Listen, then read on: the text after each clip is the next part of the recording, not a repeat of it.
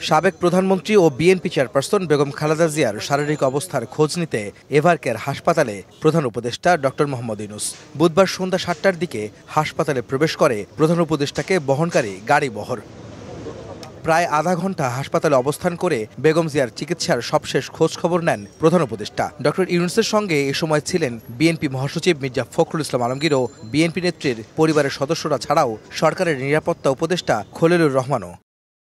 বেগম খালেদা জিয়ার শারীরিক অবস্থা সম্পর্কে তার মেডিকেল টিম প্রধান উপদেষ্টাকে ব্রিফ করেন। তারা জানান, যুক্তরাষ্ট্রের মাউন্ট সিনাই ও জনস হপকিন্স এবং যুক্তরাজ্য ও চীনসহ বিভিন্ন দেশের বিশেষজ্ঞ চিকিৎসকদের তত্ত্বাবধান ও সহায়তায় বেগম জিয়ার চিকিৎসা চলছে।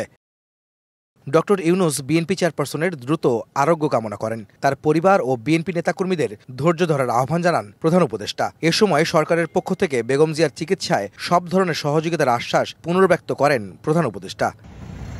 বুধবার রাতে বেগম জিয়ার চিকিৎসা সহায়তায় হাসপাতালে আসেন চীনের ৪ সদস্যের মূল মেডিকেল টিম। সঙ্গে ছিলেন চীনা রাষ্ট্রদূত। তাদের স্বাগত জানান বিএনপি মহাসচিব মির্জা ফখরুল ইসলাম আলমগীর। এ তথ্য নিশ্চিত করেছেন বেগম জিয়ার ব্যক্তিগত চিকিৎসক আল মামুন।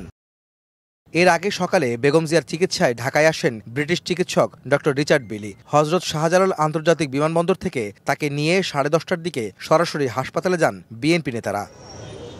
সম্মিলিত মেডিকেল বোর্ডের সিদ্ধান্তে বেগম জিয়ার পরবর্তী চিকিৎসার ধরন ঠিক করা হবে। উন্নত চিকিৎসার জন্য বিদেশে নেওয়া সম্ভব হবে কিনা তাও ঠিক করবে মেডিকেল বোর্ড। হাসপাতালের ভেতরে বেগম জিয়ার নিরাপত্তায় কাজ করছে এসএসএফ ও পিজিআর। বাইরে নিরাপত্তায় আছেন বিজিবি, পুলিশ ও আর্মড পুলিশ ব্যাটালিয়নের সদস্যরা।